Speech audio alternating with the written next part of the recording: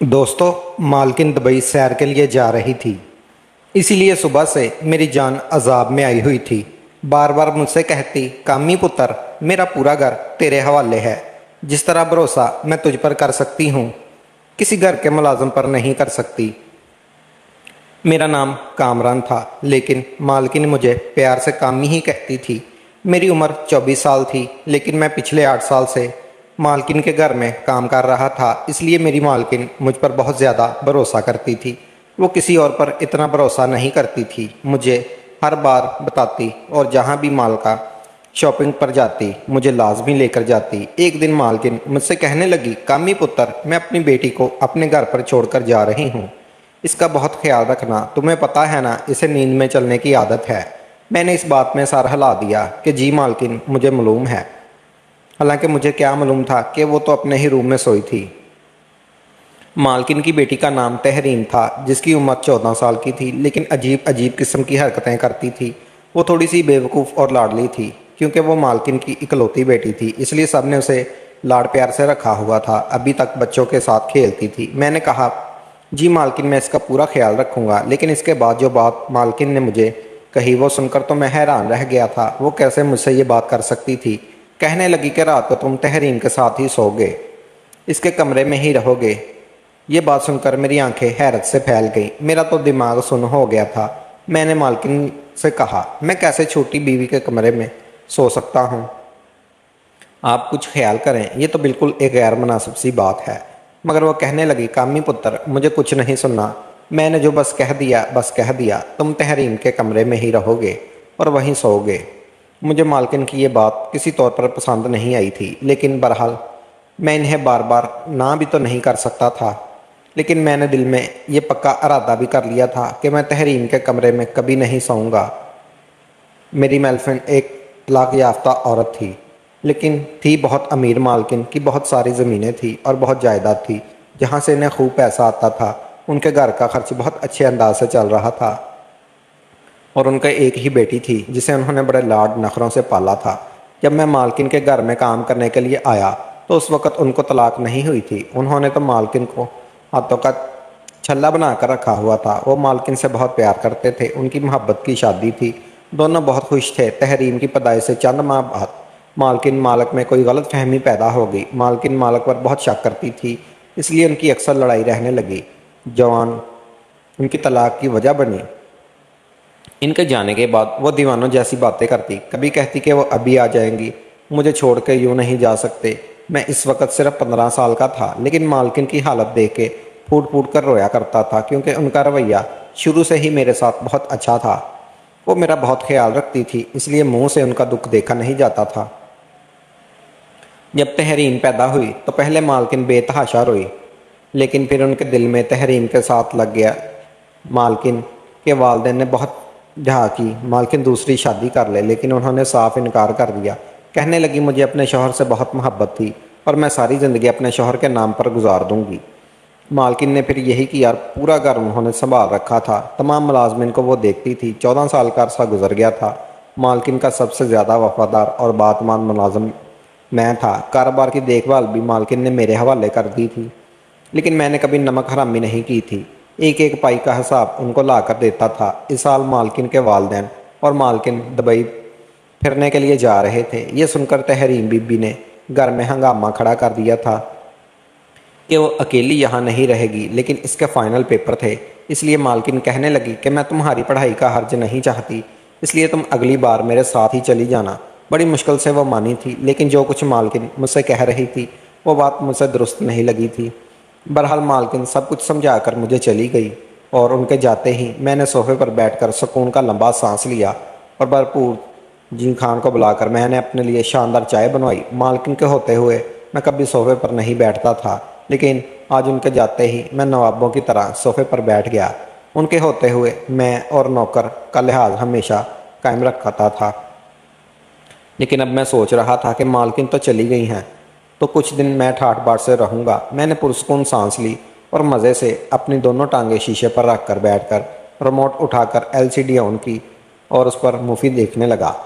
अभी मैं कोई चैनल ढूंढ ही रहा था कि जब कमरे का दरवाज़ा खुला और तहरीन बीबी ٹی وی لانچ میں آ گئی۔ جب انہوں نے میرے بیٹھنے کے طور طریقے دیکھے تو ماتھے پر بولی کہ کامی بچے تمہاری شکایتوں میں امی کے آتے ہی کر دوں گی کہ کیسے تم ان کے قیمتی ٹیبل پر پاؤں پھیلا کر بیٹھے ہوئے ہو۔ یہ سن کر میں ہڑبڑا کر اٹھ بیٹھا اور بالکل سیدھا ہو کر بیٹھ گیا۔ میں نے کہا چھوٹی بی بی خدا کے لیے مالکن سے میری شکایت نہ لگانا۔ میں نے فوراً ایل سی ڈی بند کر دی اور ریموٹ آرام سے سائڈ پر رکھ دیا۔ تحریم کے ماتھے پر جو تیڑی چڑھے ہوئے تھے آرام سے آ کر صوفے پر بیٹھ گئی اور ریموٹ اپنے ہاتھ میں پکڑ لیا اور کہنے لگی امی گھر پر نہیں ہے تو اس کا مطلب یہ نہیں کہ تم لوگ سب اپنے آپ کو سمجھو۔ میں تم سب کا سر چڑھ جاؤں گی۔ جب تک وہ گھر پر نہیں ہے میں اس گھر کی مالکن ہوں، اس لیے میں جو کہوں گی تم لوگ وہی کرو گے۔ میں نے اپنے سینے پر ہاتھ رکھا اور سر جھکایا۔ جی چھوٹی بی بی بالکل ایسا ہی ہوگا، جیسا آپ حکم دیں گی میں ویسا ہی کروں گا۔ مجھے اندر سے ان پر بہت تو غصہ آیا کیونکہ میری کبھی بھی مالکن کی بیٹی سے 1-2 منٹ بھی نہیں بنتی تھی، ہر وقت بچکانہ حرکتیں کرتی رہتی تھی اور ان میں حرکتوں کی وجہ سے بہت تنگ آ چکا تھا۔ وہ مجھ سے بازار کے 4 چکر بھی لگواتی تھی، بار بار مجھ سے اپنا سامان منگواتی، کبھی کہتی ٹھیک نہیں، یہ فلاں کلر ٹھیک نہیں اور یہ ایسا کر دو۔ وہ سارا ٹائم میرا ضائع کر دیتی۔ وہ کسی ڈرائیور یا ملازم سے اپنا کام کبھی نہیں کرواتی تھی، وہ سارے کے سارے کام مجھ سے ہی کہتی۔ مالکن بھی اسے کچھ نہیں کہتی تھی کیونکہ وہ ان کی لاڈلی تھی، مجھے ہی کہتی جاؤ چھوٹی مالکن کہتی ہے وہ کرو، جاؤ باورچی خانہ لے کر آؤ اور مجھے بعد اب کھڑے دیکھ کر مسکراؤ۔ باورچی میں جب ہفتہ کہنے لگا ابھی تو بہت اکڑ دکھا رہے ہو، آگے نہ اپنی اوقات میں واپس۔ میں نے اسے گور کر کہا، جانے والی نظروں سے دیکھا تھا۔ باورچی نے چائے کا کپ ٹیبل پر رکھا، جو چائے میں پینی تھی وہ بڑے مزے سے تحریر پی رہی تھی۔ بہرحال پورا دن میرا ادھر ادھر کے کاموں میں گزر گیا۔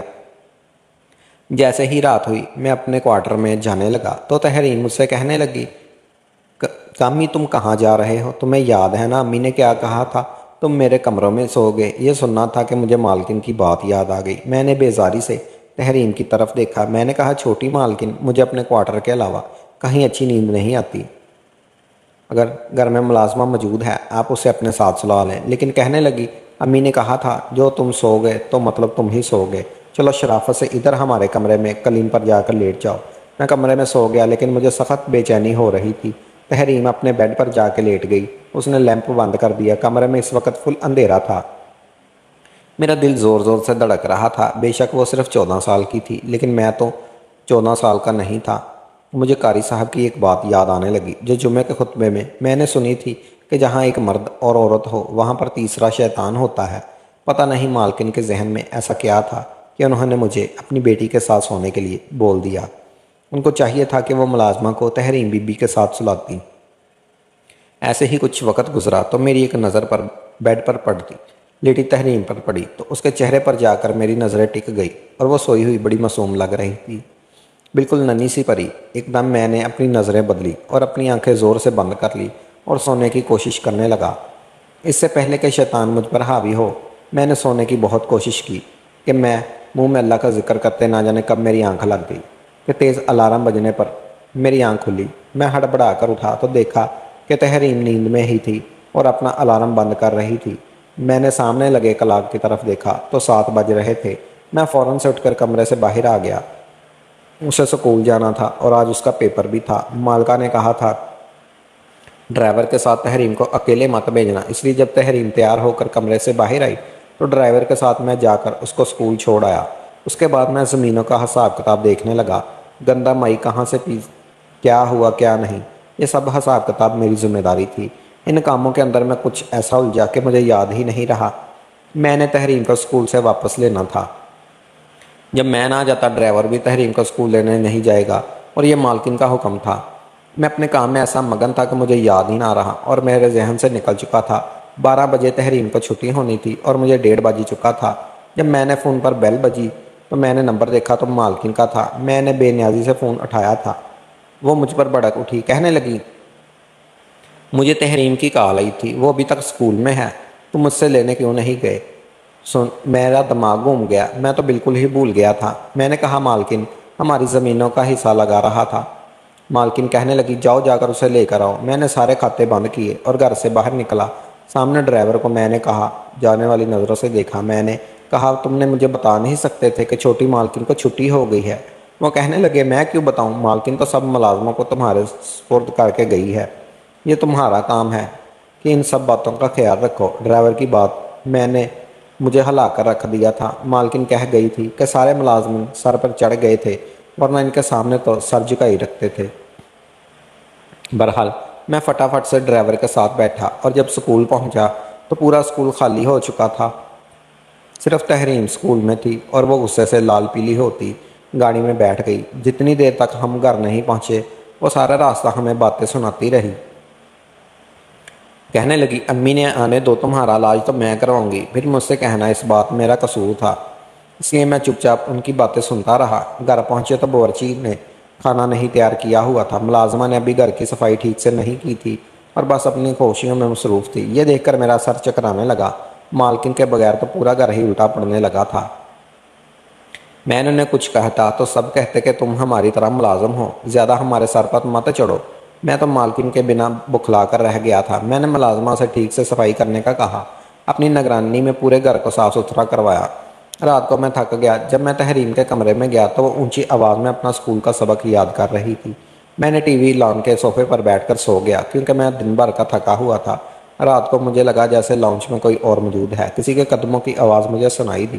میں نے آنکھیں کھول کر دیکھا تو مجھے لگا جیسے کوئی آدمی تحریم کے کمرے کے باہر کھڑا ہے اور کمرے کی کھڑکی سے اندر جھانکنے کی کوشش کر رہا ہے۔ میں نے بلند آواز میں کہا تو وہاں سے فوراً کوئی کچن کی طرف بھاگا۔ یک قدم اٹھا کچن کی طرف بھاگا، لیکن اس وقت کچن خالی نظر آ رہا تھا۔ میں نے فٹافٹ لائٹیں جلائی تو وہاں پر کوئی موجود نہیں تھا۔ ایک دروازہ کچن کی بیرونی جانب بھی کھلتا تھا۔ جب میں نے وہ دیکھا تو اس کی کنڈی بھی کھلی ہوئی تھی۔ میں فٹافٹ باہر نکلا تو باہر بالکل سناٹا تھا۔ میں نے کچن کے دروازے کو اندر سے کنڈی لگا دی اور واپس ٹی وی لاؤنج میں آ کر لیٹ گیا اور یہ سوچنے لگا یہ شخص کون تھا جو رات کے اس پہر اندر آیا تھا۔ نہ جانے میں کیا سوچ لیا، تحریم کے کمرے میں چلا گیا۔ وہ اپنے بیڈ پر سو رہی تھی۔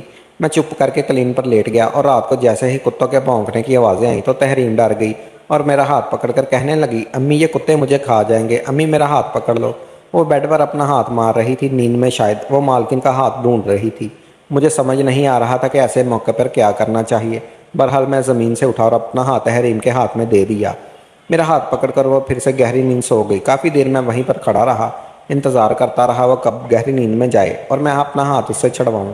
یا گہری نیند سو گئی تو میں نے دھیرے سے اپنا ہاتھ چھڑوایا اور دوبارہ قالین پر جا کر لیٹ گیا۔ اس کے بعد میں نے تحریم کے کمرے میں ہی سونے لگا۔ ایک رات وہ باورچی نے دودھ کی سردائی بنائی اور کہنے لگا کہ تم بھی پی لو، بڑی سکون کی نیند آئے گی۔ میں نے وہ سردائی پی لی اور رات کو تحریم کے کمرے میں چلا گیا۔ اس رات تو واقعی ہی مجھے بڑی گہری نیند آئی تھی۔ میں جب سویا صبح آنکھ کھلی، صبح ہوتے ہی میری آنکھ کھلی تھی۔ جب میں نے دیکھا تو بیڈ خالی تھا۔ اس وقت صبح کے 6 بجے ہوئے تھے۔ اس وقت تحریم تو نہیں جاگتی تھی، ویسے بھی آج اتوار کا دن تھا، چھٹی کا دن تھا۔ میں کمرے سے باہر آیا تو وہاں تحریم موجود نہیں تھی۔